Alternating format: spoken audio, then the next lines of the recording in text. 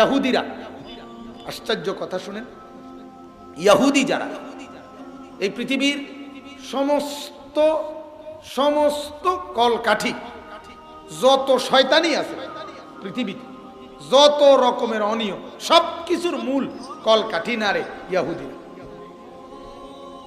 এত সাংঘাতিক। মুসলমানের বিরুদ্ধে গোটা পৃথিবীতে যা হয় সব কিছুর মূল ওরা ইহুদি, এই ইসরায়েলি না, ইহুদি। ওয়ালা তাজিদান্না আশাদ্দান নাসি আদাওয়াতান লিল্লাযীনা আমানু আল ইয়াহুদ, কোরআনের আয়াত। আল্লাহ কোরআনে বলছেন, ঈমানদার তোমাদের বিরুদ্ধে সবচেয়ে বেশি দুশমনীতে এক নম্বরে তোমরা পাইবা যারা ইহুদি, তারা। আল্লাহ বলে দিয়েছেন আগে। রাশিয়া ইউক্রেন যুদ্ধ লাগছে, যুদ্ধের সমাধান করবি, যুদ্ধের ব্যাপারে কি করা যায় এটা না পদক্ষেপ নিবি। ইসরায়েল ইউক্রেনের 25,000 ইহুদি যারা, ওদেরকে ইসরায়েলে নিয়ে আইনা তারারে এখন বসত টসত সব দিতেছে, অর্থাৎ ফিলিস্তিনের মুসলমানদের আরো একটা বড় সীমানা দখল করে ফেলবে। কথা বুঝেন না? কথা এরা এদের গুডিটা এটা। তো রাশিয়ারে কিছু বলার খবর নাই, যে হেরা অগরে আন্যা বুঝাইছে যে তা করে আমরা বসবাসের জায়গা দিচ্ছি, এরকম দুর্ধর্ষ। তো এই ইহুদিদের ধর্মগ্রন্থের একটা গুরুত্বপূর্ণ কথা আছে। ইহুদিদের গির্জার পাদ্রীরা তাদের ধর্মের অনুসারীদেরকে বলে যে মুসলমান আমাদের বিরুদ্ধে সেদিন বিজয় লাভ করবে। আমি নিজে এটা আরবি কিতাবের মধ্যে পড়ছি। সেদিন বিজয় লাভ করবে মুসলমানরা যেদিন মুসলমানরা জুমার নামাজ এবং ফজরের নামাজ মুসল্লি সমান হবে। এটা তাদের পাদ্রীদের কথা। এই জন্য তারা সারাক্ষণ নজর রাখে, সারাক্ষণ নজর রাখে মুসলমানের হালাত কি। এই ফেসবুক, এই নেট একেবারে হৃদয়ের প্রতিটা আবেগ, উচ্ছ্বাস, অনুভূতি, আনন্দ, বেদনা, কল্পনাকে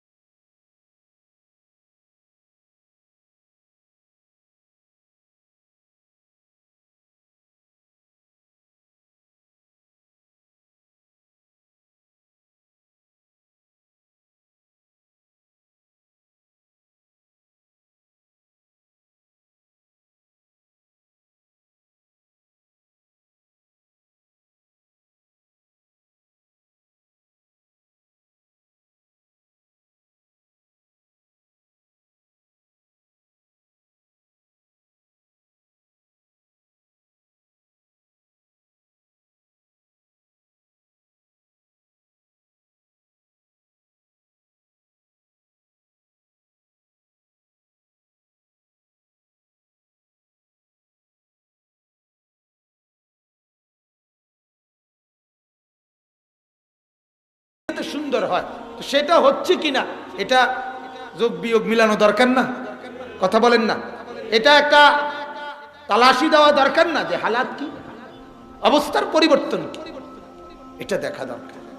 এই জন্য আলহামদুলিল্লাহ আমার শায়েখ আল্লামা মুফতি মুশতাকুর নবী সাহেব হযরতের কথা হলো মসজিদে মসজিদে, মাদ্রাসায় মাদ্রাসায়, এলাকায় এলাকায় প্রতি মাসে যেন ইসলাহি মজলিস ধারাবাহিক বয়ান হয়। এতে কি ফায়দা? যে এই মানুষগুলোকে আবার পরের মাসে আবারও দেখলাম, বারবার তার পিছনে তদারক। একটা ছেলের হুজুরের বয়ান শুনছে, জজবা উঠছে, মনে করেন ঠিক আছে, ভালো কথা, কিন্তু আগামীকাল যখন আবার দুষ্ট বন্ধুদের আড্ডায় চলে যাবে, এই জজবা শেষ। ঠিক না বলেন? সাহাবিও তো বলছে কথা নবীজিকে। সাহাবি হযরতে হানজালা রাদিয়াল্লাহু তাআলা আনহু আল্লাহর নবীকে এটাই বলছে, আয়েশা, ইয়া রাসূলুল্লাহ, আমি মুনাফিক। নাফাকা হানজালা। আল্লাহর নবী বলেন, কেন?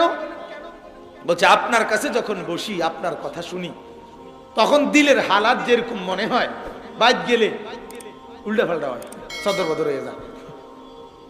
বাড়িতে যাওয়ার পরে বিবি বাচ্চার সংসারে আবার আখিরাত ভুলে যায়, আবার আপনার মহব্বত কমে যায়। এই যায় ঝামেলা দেখি।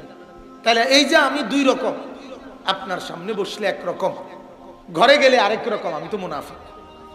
দেখেন কদ্দুর অনুভূতি ওনাদের। সাহাবী আল্লাহর নবী বলছে, না হানজালা, এটা তুমি মুনাফিক হও নাই, বরং 24 ঘন্টা দিল এক হালাতে কখনোই থাকে না। কখনোই কি থাকে না? হতে পারে না, হতে পারে না। এটা মানুষ, তো এটা মানুষ। ফেরেশতা 24 ঘন্টা এক হালাতে থাকে, কারণ ফেরেশতা এমন আল্লাহর মাখলুক, যার এটা করতে পারলে এটার উল্টাটা করতে পারে না। এটা সৃষ্টিগত ক্ষমতা নাই। আপনারা আমি এমনি বুঝাই, এই যে ফ্যান, এটা এখন যে ঘুরতেছে, বিদ্যুৎ চলে না গেলে, আমরা সুইচ বন্ধ না করলে, এইটার কোনো নিজস্ব ক্ষমতা আছে নিজে 1 ঘন্টা ঘুরার পরে এটা নিজে যে ভাই আমারও তো একটা জান, বুঝেন নাই কথাটা? আমি 5টা মিনিট তো জিরাই, আবার গুরমু, কোনো মানা নাই, কিন্তু আমারও তো একটা শরীর, সুযোগ আছে। এটা এই লাইটের এরকম সুযোগ আছে।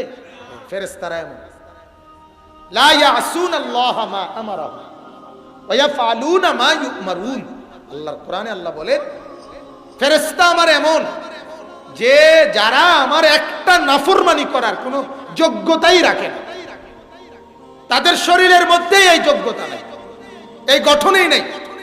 এমন কি যাকে যেই শব্দ, যেই কাজ, যেই আওয়াজ, যেই উচ্চারণ, যেই ডিউটি বলে দিছে, এর ব্যতিক্রম কিছু আছে, এটাও হে জানে না। এটাও সে কি মানে মনে করেন, উদাহরণটা এরকম যে যে ফেরেশতারে আল্লাহ বলছে তুমি সুবহানাল্লাহ পড়ো, এই ফেরেশতারে বলছে মনে করেন। এখন আলহামদুলিল্লাহ যে আরেকটা বাক্য ফরন যায়, এটাও হেবটা জানে না। হেবটা জানে এই শুধু সুবহানাল্লাহ। এইটারই ফেরেশতারা বলছিল, সুবহানাকা লা ইলমা লানা ইল্লা মা আল্লামতানা। ওই যে যখন সবকিছুর নাম বলতে কইছে আদমের সামনে, ফেরেশতারা বলল, আল্লাহ আমনে তো জানেন আমগো অবস্থা, আমরা সব দিন নাম করতে কম, আমরা রে যারে জিডার কাম দিছেন এইটা ছাড়া আমাদের আর ভিন্ন কোনো ইলম নাই। কিন্তু মানুষ আমরাই একমাত্র যারা প্রত্যেকটা কাজের বিপরীত মুখীটাও আমাদের শরীরে আল্লাহর কুদরতে এই যোগ্যতা আছে। আমি আগাইতেও পারি, তার মানে আমি পিছাইতেও পারি। ঠিক কিনা বলেন না? আমি হাঁটতে পারি, তার মানে আমি বসতেও পারি। আমি ডান দিকে যাইতে পারি, এ কথাই প্রমাণ করে আমি বাম দিকেও যাইতে পারি। ঠিক না বলেন? আমি হাসতে পারি, এটাই প্রমাণ করে আমি কাঁদতেও পারি। কথা বুঝছেন কিনা? অতএব আমি ভালো কাজও করতে পারি, আমি মন্দ কাজও করতে পারি। এই চোখে মসজিদও দেখতে পারি, এই চোখে নর্তকীও দেখতে পারি। উভয়টাই আমার ইখতিয়ারে আছে। এই কানে কোরআনও শুনতে পারি, এই কানে সিনেমার গানও শুনতে পারি। উভয় রকমের বিপরীতমুখী শক্তি আমারে আল্লাহ তাআলা দান করছে। এজন্যই আমার হিসাব, এজন্যই আমার হিসাব। ফেরেশতার কোনো হিসাব নাই, ফেরেশতার কোনো হিসাব। জাহান্নামে ডিউটি করবে যে ফেরেশতারা, ওরা কি কারণে জাহান্নামে? অপরাধের কারণে, ডিউটির কারণে, ডিউটির কারণে, অপরাধের কারণে না। কিন্তু আমরা মানুষ যারা জাহান্নামে, তারা ডিউটি লেগে না, ফিডা খাওয়ানোর লেগে, ফিডা খাওয়ানোর লেগে। হ্যাঁ, এটা আমাদের শাস্তি। অর্থাৎ মানুষ বিপরীতমুখী কাজ করার ক্ষমতা রাখে, উভয়টা করতে পারে। এজন্যই আমাদের জন্য হিসাব, এজন্যই আমাদের জন্য বিধান, এজন্যই আমাদের শরীয়ত, এজন্যই আমাদের আখিরাত, এজন্যই আমাদের বিচার। এজন্যই আমাদের মিজান, এজন্যই আমাদের ফুলসিরাত, এজন্যই আমাদের জান্নাত, এজন্যই আমাদের জাহান্নাম। এই সব কিছু আমাদেরকে ঘিরে, কারণ আমাদেরকেই আল্লাহ তাআলা বিপরীতমুখী কর্ম করার কি দিয়েছেন? শক্তি দিয়েছেন, শক্তি দিয়ে আল্লাহর কুদরত দিয়েছেন। এটাই ফেরেশতাদেরকে বলছিলেন আল্লাহ, আমি ইন্নী আ'লামু মা লা তা'লামুন, তোমাদের দিয়েও বন্দিগি হয়, আমার এই বান্দাগুলোর দিয়েও হবে। তোমরার বন্দিগি আর তারারটা এরকম না, এক না, এটা তোমরা বুঝতা না, আমি বুঝি। তারা তোমরা বন্দিগি করো, বাধ্যতামূলক বন্দিগি, এর ব্যতিক্রম কিছু করার কোন ফেরেশতার কোন যোগ্যতাই নাই। কদ্দু জিরানি, বোঝেন নাই কথাটা? জিরানির কোন সিস্টেমে নাই ওনার সঙ্গে, মেশিনের আবার জিরানি কিটা, কথা বুঝছেন না?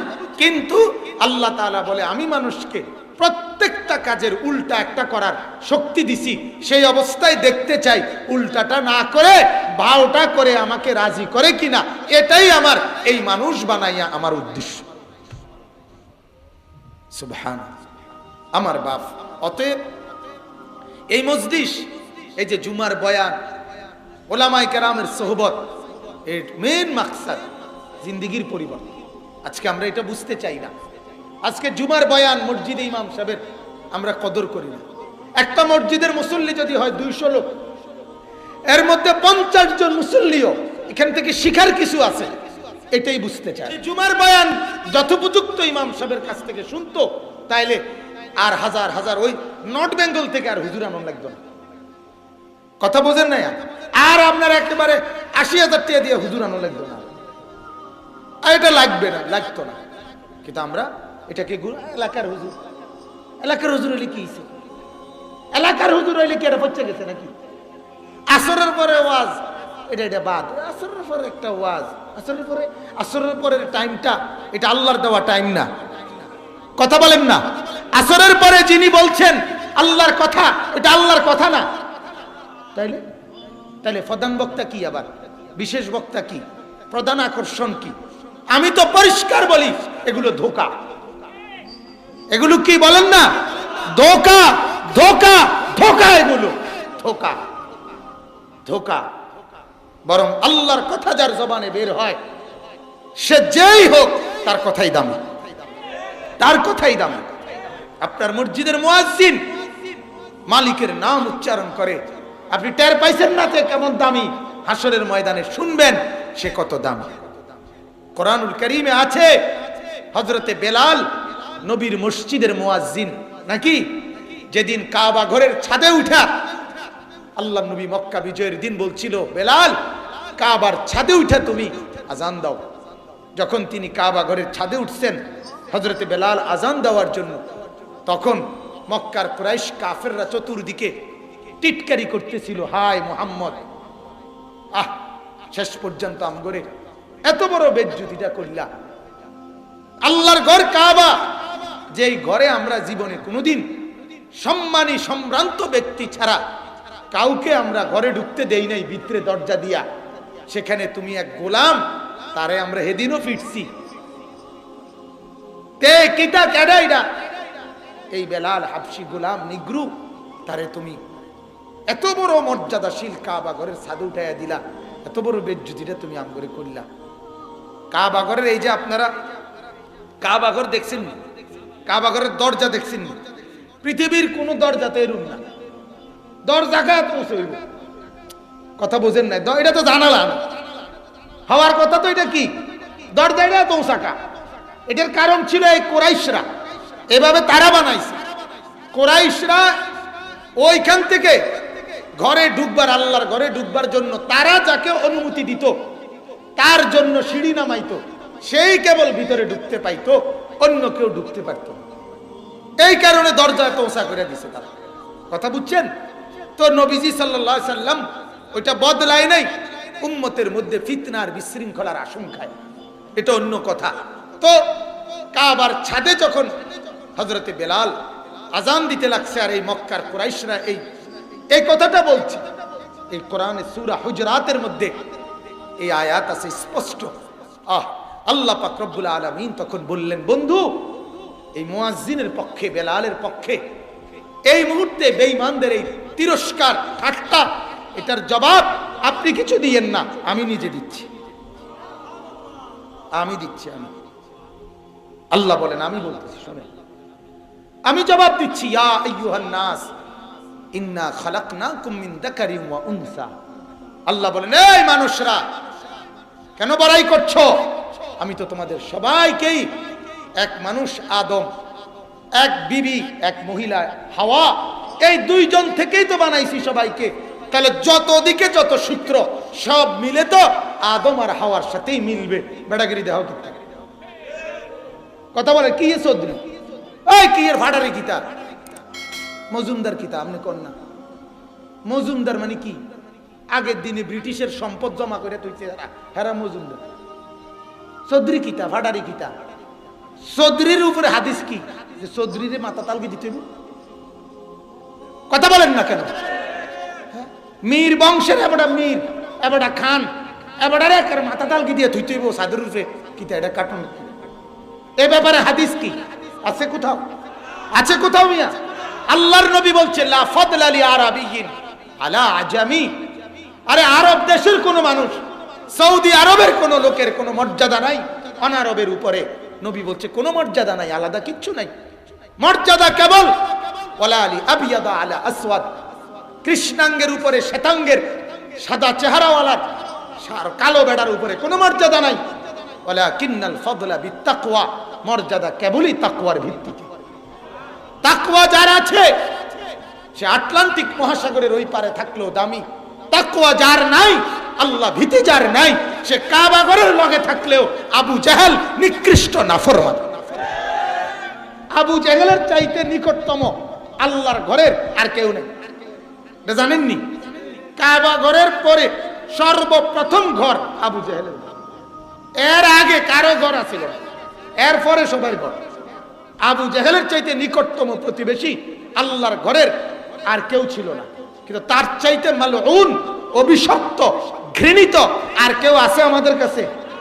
যত হাজি এখন তো হারাম শরীফের চতুর্দিক দিয়া পেশাব পায়খানা করণ যায়, চতুর্দিকে বাথরুম টয়লেট অভাব নাই। কিন্তু আমারও তো অভিজ্ঞতা, এটা যতবারই এই হাজি রামগুলো লগে গেছে, হুজুর ওই যে তার বাথরুমটা করজুর নিলে হুজুর ও কি তো সামনে এন দিয়ে না মুজবেন না, একটা মন্ডার মধ্যে একটা জিদ আছে হুজুর। আবু জাইলার বাথরুমটা কোনটা? মরিয়ার বাসি তার বাইক করজুর মিথ্যায়। এই ঢাকাইতে আমার নবীর কষ্ট দিছে। দেখেন আজ কি পরিমাণ অভিশপ্ত, কি পরিমাণ ঘৃণিত। নাউযুবিল্লাহ। তো আল্লাহ তাআলা বললেন অহংকার করছো কেন? আমি তো তোমাদেরকে আদম আর হাওয়া থেকে বানিয়েছি। ওয়াজআলনাকুম শুউবান ওয়া কাবাইলা লিতাআরাফু। এরপরে আল্লাহ বলেন তোমরা এক একজন এক এক গোত্র বংশের, এটা তো আমি পরিচয়ের জন্য বানাইছি, বড়াই করার জন্য। মানে কথা বোঝেন? মামা বললে কি বুঝায়? মায়ের ভাই। চাচা বললে কি বুঝায়? বাবার ভাই। এটার মধ্যে ফুটাঙ্গিরির কি আছে? আপনি কথা কর না, কথা বলতে সাবধান। আমি কিন্তু একটা চাচা, তো চাচা হইলে কি এর লাগে কথা সাবধানে কইতে হইব। মানে চাচা হইলে এটার মধ্যে বেড়াগিরি দেহানের কি? এক বেটা কথা কইতে সাবধানে কইও। আমরা এক হুজুর আছিল, উনি বলছে, ওনার বাড়ি বরিশাল ছিল, আমার কলিগ ছিল, উনি বলছে ওনাদের গ্রামে কোন লোক বলে বলছে আর কি যে কথা কইতে সাবধান, আমার বউ কিন্তু চশমা পিনলে। সবাই কমা কি আশ্চর্য কথা, তোর বউ চশমা পিনলে এই কারণে সাবধানে কথা কইতে মানে আমি কইলে আমারই জানাই না।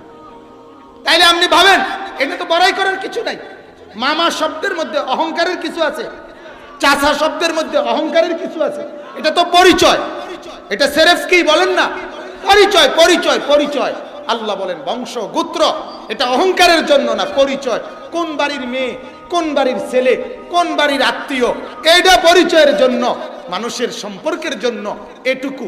আল্লাহ বলেন ইন্না আকরামাকুম ইনদাল্লাহি আতকাকুম, তোমাদের মধ্যে আমি আল্লাহর নিকটে সেই দামি সম্মানিত তাকওয়া যার মধ্যে, আল্লাহর ভয় যার মধ্যে যত বেশি, সে আমার কাছে তত দামি। অতএব বেঈমান, তোদের ভিতরে আল্লাহর ভয় নাই। তোরা কুরাইশি হওয়ার পরেও, তোরা যারা বেঈমান, তোরা নিকৃষ্ট। আর বেলাল কুরাইশি না হওয়ার পরেও, নিকৃ হওয়ার পরেও আমাকে সেজদা করে, আমাকে ভয় করে, সেই দামি। সেই দাম। আল্লাহ নবী সাল্লাল্লাহু আলাইহি ওয়াসাল্লাম মেরাজ থেকে এসে বলছিলেন, বেলাল ইন্নী সামি'তু হাসহাসা আলাইকা ফিল জান্নাহ। হাদিস এটা। নবী বলছে, বেলাল তোমার জুতার খসখসে আওয়াজ, তোমার হাঁটার আওয়াজ, জুতা সহ হাঁটার আওয়াজ আমি মুহাম্মদ মেরাজে জান্নাতের মধ্যে শুনতে পাইছি। হায় কি আশ্চর্য! বেলাল হাঁটছে তো জমিনে, আওয়াজ হচ্ছে জান্নাতে।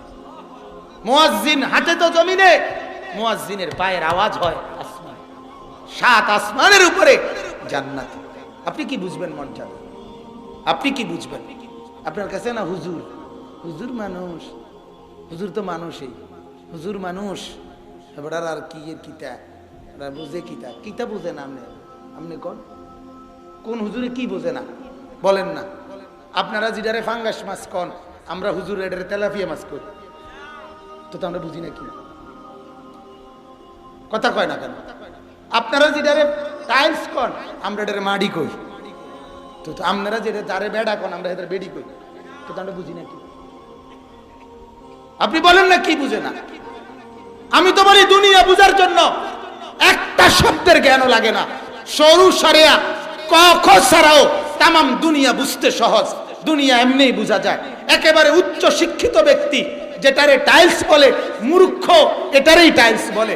একেবারে উচ্চ শিক্ষিত ডক্টরেট ডিগ্রিধারী যেটারে ফাঙ্গাস তেলাফিয়া বলে, মূর্খ মানুষে ওইটারেই ফাঙ্গাস তেলাফিয়া বলে। কাজে দুনিয়া বুঝতে কিচ্ছু লাগে না, দুনিয়া আল্লাহ এমনি বুঝাই দিতেছে। কিন্তু আখিরাত বুঝতে, কবর বুঝতে, আখিরাতের মুক্তির ফয়সালা নিতে কোরআন বুঝতে হয়, নামাজ বুঝতে হয়, সেজদা বুঝতে হয়।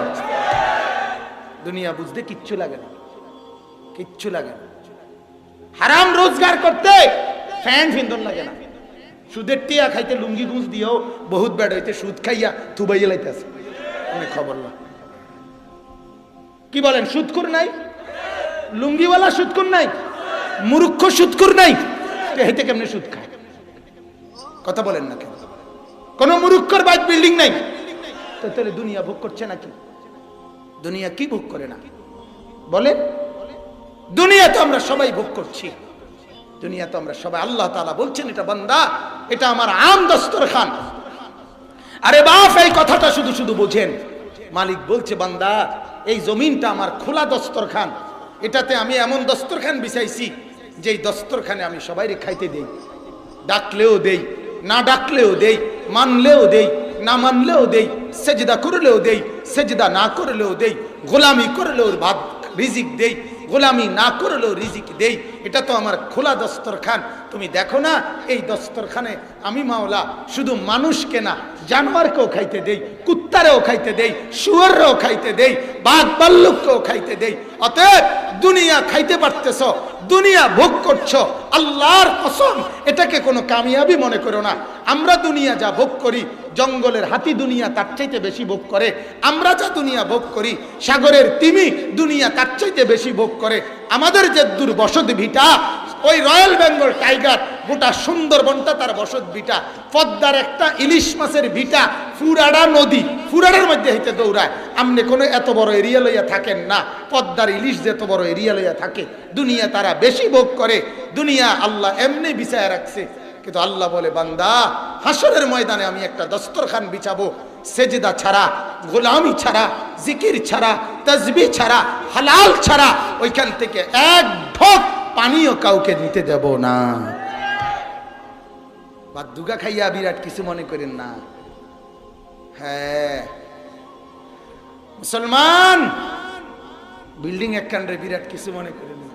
3 ফুট বিদেশ পাঠাইয়া বাইক বিল্ডিং একখান করছেন, এই তো এটা শুনাইতেন আছেন। হ্যাঁ, সোফা এক সেট, 6খান চেয়ার আর একখান ডাইনিং টেবিল, আর কাঠের আলমারি একখান, 12খান কাছের প্লেট, আর 12খান সার কাপ, ফ্রিজ একগা। এই তো এই সামানা কদ্দুর মিলাইয়া 27 জনে মিললা আজ যা 200 বছর মেহনত করিয়া এই গড়িয়ান মিলাইছে। এইটারে ফুডাঙ্গিরি মারে কয় যা 3 ফুট বিদেশ, সোফা কা মাত্র 1 সেট। হ্যাঁ, সার কাপ কা 12খান মাত্র। ওটা কিতা মিলাইছেন দুনিয়া? দুনিয়া তেমন বেশি কিছু মিলান নাই, কিন্তু কবর পুরা খালি রাখছে। ইয়ালামুনা যাহিরাম মিনাল হায়াতিদ দুনিয়া ওয়া হুম আনিল আখিরাতি হুম গাফিলুন। আল্লাহ বলেন, বান্দা আমি তোমাকে একটা প্রশ্ন করি বান্দা, বুঝার জন্য বলছি। এই বাপ, এটা দেখেন, এই যে কাগজ, এই কাগজের এটাও তো একটা পিঠ, এটাও তো কাগজের একটা পিঠ, ঠিক কিনা বলেন? বলেন তো বন্ধু, এই কাগজের এই পিঠ তো 4 কালার, কি সুন্দর ডিজাইন করে সাজাইলেন, তো কিন্তু এই পিঠ তো একদম খালি, ঠিক কিনা বলেন? রব্বুল আলামিন জানতে চাচ্ছেন, বান্দা জমিনের উপরে, মাটির উপরে ওই যে ঘর, এটাও তো তোমার ঘর, এ ঘর তো তুমি খুব সাজাইলা, এ ঘরের চতুর্দিকে বাউন্ডারি ওয়াল, মাঝখানে একটা বিল্ডিং দেওয়াল, এরপরে দরজা জানালা, এরপরে ডাইনিং টেবিল, সোফা, খাট, পালং দিয়ে এ ঘর তুমি বড় সুন্দর করে সাজাইলা। মাওলা বলে, বান্দা জমিনের ওই পিঠে কবর নামে তোমার আরেকটা ঘর আছে বান্দা। বলো না বান্দা, ওই ঘর তুমি কেমনটুকু সাজাইলা? এ ঘরে তুমি বড় যত্ন করে সাজাইলা, এ ঘরে তো অনেক সুন্দর, এ ঘরে তো একদম ফাঁকা। হ্যাঁ,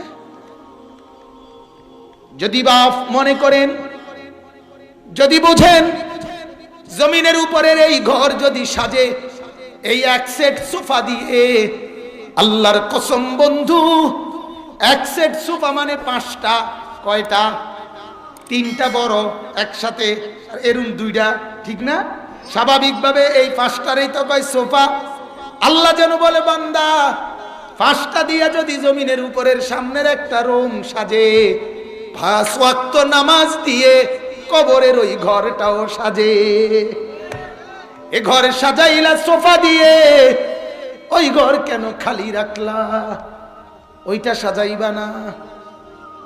হ্যাঁ, কে সাজাবে? কে সাজাবে বলেন? এবার বলেন বন্ধু, জমিনের এই ঘর যদি আপনি একা সাজাইতে নাও পারেন, ছেলে আইসা বাকিটা করবে, ঠিক কিনা বলেন? নাতি আইসা বাকিটা করবে। বাবা তো ভিটা বান্ধা দিছে, ছেলে তো বিল্ডিং করছে, নাতি এ তো আইসা ফার্নিচার করে এই ঘর সাজাইছে। কিন্তু আল্লাহ বলে, বান্দা কবরে নামের ওই ঘর যদি তুমি একা সাজাইতে না পারো, তোমার মৃত্যুর পরে তোমার সন্তান তোমার কবর সাজাইয়ে দিতে পারবে না। যে ঘর আমি একা সাজাইবার কথা, ওই ঘর সাজাবার কোনো খবর নাই। যে ঘর আমি একলা না সাজাইলেও চলতো, ওই ঘরের জন্য আমার ব্যস্ততার শেষ নাই। কি ইনসাফ! 60 বছর বুড়া মানুষ এখনো সুদে টিয়া লইছে, ফুদ বিদেশ পাঠাইব কবর সাজাবার জন্য। কথা বলেন, আখেরাত সাজাবার জন্য? নাহলে 60 বছরের বুড়া মিয়া কেমনে কেমনে সুদে টাকা নিয়ে ছেলে বিদেশ পাঠাবে? বলেন, মনে আছে ওনার কবরের কথা? কথা বলেন, এই মুসলমান বলেন না কেন? 60 বছরের বুড়ার মুখে, 60 বছরের বুড়া মিয়ার মুখে এখনো বিড়ি, এখনো সিগারেট। এই বুড়ার মনে আসেনি কবরের কথা? যদি বুড়া কবর মনে রাখতো, 60 বছরের বুড়া এখনো বিড়ি খাও কেমনে? এখনো সিগারেট খাও কেমনে? এখনো টেলিভিশনে নর্তকী দেখো কেমনে? এখনো চা দোকানে আড্ডা মারো কেমনে? এখনো কথা বলতে গালি ছাড়া কথা বলো না। এই বদভ্যাস ছাড়বা কোন দিন বুড়া মিয়া? কবরে যাবা কোন দিন? 60 বছরে কত লাশ, কত জানাজা, কত কবর দেখলেন, এত কিছু একবারও আখিরাত মনে করাইলো না? এত কিছু দেখার পরেও একবারও কবরের কথা মনে হলো না? হায় হায় হায় হায়, আফসোস ছাড়ার কিছু, আফসোস ছাড়ার কিচ্ছু না বাজার, আফসোস ছাড়া কিছু। ছেলেটা আজ 1 বছর ফজরের নামাজ পড়ে না, আপনার ঘরে থাকে। মেয়েটা আজ 1 বছর ফজরের নামাজ পড়ে না, আপনার ঘরে থাকে। আজ 15 বছর আপনার ঘরে রঙিন টেলিভিশনে প্রতিদিন নর্তকী নাচে, নাচ গান চলে, আপনার বিবি পর্দা করে না, আপনার মেয়ে পর্দা করে না, আপনি কি ঘর সাজাইলেন? কার জন্য সাজাইলেন? এই সোফায় কে বসবে? এই নাফরমানরা। এই খাটে কে শুইবে? এই বিল্ডিং এ কে ঘুমাবে? এই নাফরমানরা। এই নাফরমানরা আপনি চোখের সামনে দেখে যাচ্ছেন। হায় মুসলমান, সংসার কারে বলে? বিবি বাচ্চারে না সংসার বলে? ঠিক কিনা বলেন না? আজ আমরা আমাদের সংসার গুছাইতেছে মানে খাট, সোফা, বিল্ডিং। ছেলে নামাজ পড়ে না, আফসোস নাই। মেয়ে নামাজ পড়ে না, কলিজার মধ্যে কোনো ব্যথা নাই। বিবি পর্দা করে না, কোনো অসুবিধা নাই। মেয়ে পর্দা করে না, কোনো অসুবিধা নাই। রাত 12টার পরে মাইয়া আরেক ফুলার লগে সারা রাত মোবাইলে কথা কয়, কোনো অসুবিধা নাই। ফুলাটা বিকাল 3টা বাজে বাহির হইয়া রাতের 12টা বাজে এই নাফরমান ঘরে ফিরে আসে। চুল দেখলে বোঝা যায় মানুষের চুল না, এটা জানোয়ারের চুল। হাঁটা চলা চেহারা দেখলে বোঝা যায় মুইতে একবারও ফানি লইছে না, চেহারা দেখলেই বোঝা যায়।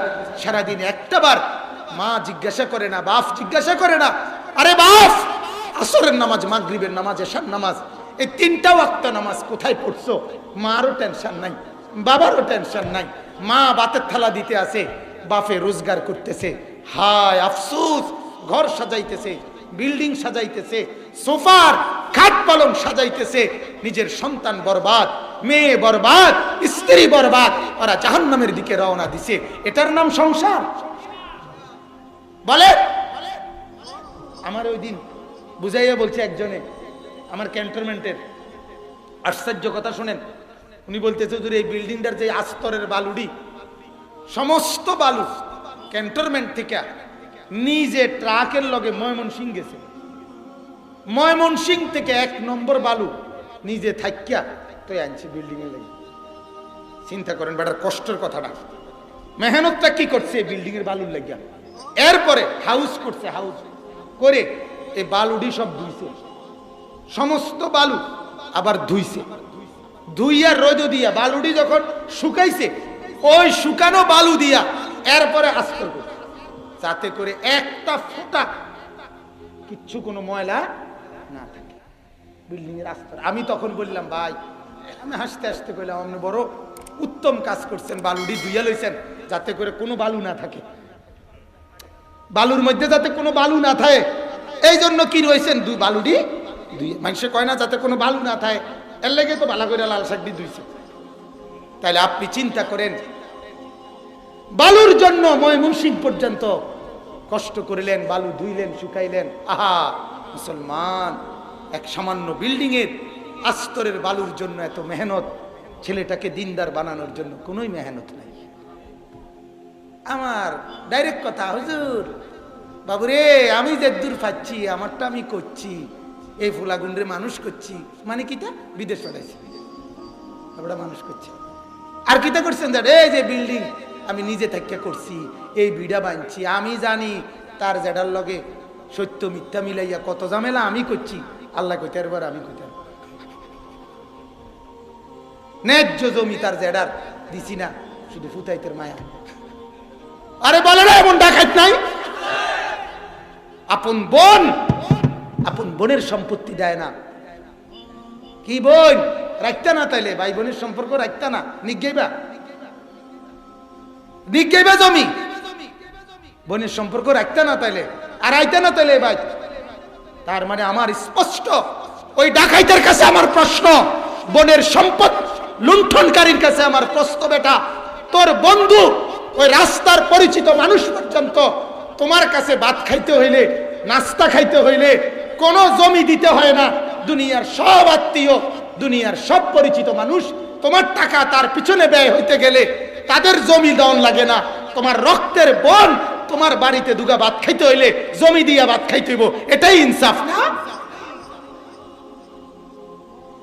এই ডাকাতি কার থেকে শিখছেন বলেন মিয়া?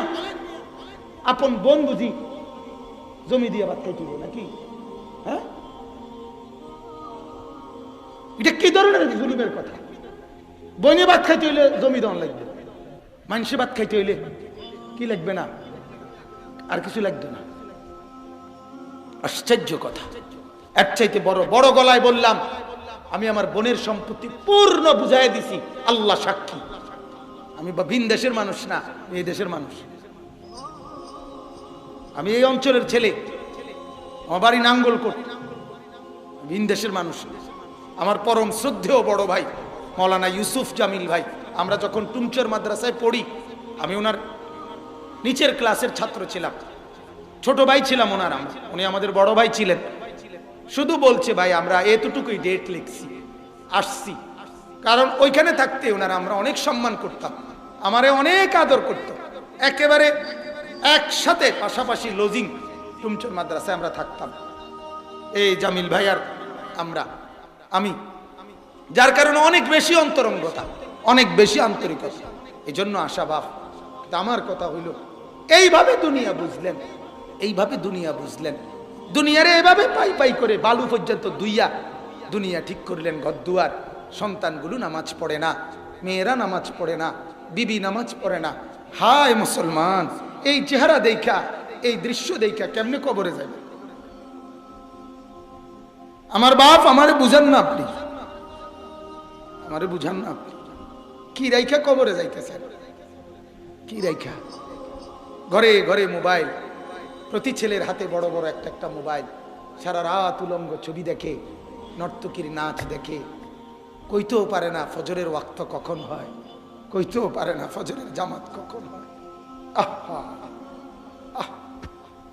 যে ঘরে ফজরের নামাজ না পড়ে যে মানুষগুলো ঘুমায় থাকে, আমার তো বলতে মন চায়, এটা স্পষ্ট কথা, 7টা 8টা বাজে যেই নাফরমানরা ঘুম থেকে জাগে, ওই মানুষগুলো মানুষ জাগে না, এগুলো জানোয়ার জাগে, জানোয়ার। এগুলো জানোয়ার ঘুম থেকে ওঠে, জানোয়ার। বেটা তোর লগে জানোয়ারের তফাৎ কি? তুই বল বেটা, দাঁড়াই বল। বাড়ির পাশের ওই কুকুরের সাথে তোমার পার্থক্য কি? তুমি বলো। ওই জানোয়ারও সারাদিন খায়, ওই জানোয়ারও সারাদিন পান করে, ওই জানোয়ারও একটা বেলা এসে ঘুমায়, ওই জানোয়ারও বিবি বাচ্চা, আরে বা ছাওটাও বাচ্চা কাচ্চা জানোয়ারের হয় না? তো তোমার জীবনের পার্থক্য কি বলেন মিয়া? আপনাদের ছেলেদের এই জীবন, এই নওজোয়ান তোমরা যাদের কপালে সেজদা নাই, কেমনে মালিকের মুখ দেখাইবা? এই সমাজে মুখ দেখাও কেমনে? তুমি মানুষ কেমনে? তুমি আমারে বলো, তুমি মানুষ কিভাবে? তোমার এই জিন্দেগির কি অর্থ আছে? আল্লাহকে এইভাবে নারাজ করে সারাটা বছর টেলিভিশন চলে। এই মাহে রমজান আসতেছে, হায় আমাদের মুসলমানের আদত, আল্লাহ ডাকে রহমত নিয়া, আল্লাহ ডাকে মাগফিরাত নিয়া, আল্লাহ ডাকে নাজাত নিয়ে। আল্লাহ বলে বান্দা রহমত খুলে দিছি, রমজান নেও, মাগফিরাত খুলে দিছি নেও, নাজাত খুলে দিছি নাও। হিসাব ছাড়া রহমত দেব, হিসাব ছাড়া মাগফিরাত দেব, হিসাব ছাড়া নাজাত দেব। নবী বলছে উম্মত রমজান পাইয়া তুমি যদি গুনাহ মাফ করাইতে না পারো, তোমার উপরে আল্লাহর লানত, তোমার উপরে আমি মুহাম্মদের লানত, তোমার উপরে জিব্রাইলের লানত, তোমার উপরে কায়নাতের কুল কায়নাতের লানত। আজকে আমরা আমাদের চোখের সামনে আমাদের স্ত্রী কন্যাদেরকে যখন আল্লাহ ডাকে রহমত নাও, মাগফিরাত নাও, আমরা আমাদের বউ বাচ্চাদেরকে এই রমজানে গত 11 মাসের চাইতে বেশি বাজারে এবং মার্কেটে ছেড়ে দেই। যা বেড়ি জুতা কেন, তুই রহমত দিয়ে কিনবা, তোর দরকার জুতা, তুই জুতা টোয়া যা, তোর যাতে জুতা দিয়া ফিরে, তুই যা জুতা টোয়া। বেড়ি লাগাই দিছে জুতা টোয়া নি। বেড়ি সকালে গেছে 10টায় আসরের ওয়াক্তে, তে বেড়া ফোন দিয়ে জিঙ্গায় সাচ্ছুনি, কয় না সাইলাম তো হইলে, কিন্তু জুতাই তো ছয় যায় না। জুতায় কালার মিললে রং মিলে না, রং মিললে কালার মিলে না, ডিজাইন মিললে সাইজ মিলে না, সাইজ মিললে ডিজাইন মিলে না। অসিব্য কি কয়, এক জোড়া জুতা কিনবো, এটার লেগে বুঝি 18 ঘন্টা লাগে। বলেন আমার কথা, রাগ হইয়েন না, আপনি ইনসাফের সাথে ভাবেন। আপনি আল্লাহরে বৃদ্ধাঙ্গুলি দেখায় না, কথা বলেন না কেন? আল্লাহ বলে রহমত নাও, নাফরমান মহিলা বলে লাগবো না, আপনার এই রহমত দিয়ে আমি কিরুম, আমার দরকার জুতা না, আমার দরকার সালোয়ার, আমার দরকার 3 পিস, আমার দরকার শাড়ি, আমার দরকার গহনা। আহা মুসলমান, এক দরদি সন্তান আমি অনুরোধ করলাম, আল্লাহর সাথে এত এত গাদ্দারি করেন না বাপ, আল্লাহর সাথে এত গাদ্দারি করেন না, মালিকেরে এত অবমূল্যায়ন করেন না। মালিক কিন্তু বড় কঠিন হুমকি দিয়া রাখছে। মালিক বলছে, বান্দা ও শোনো,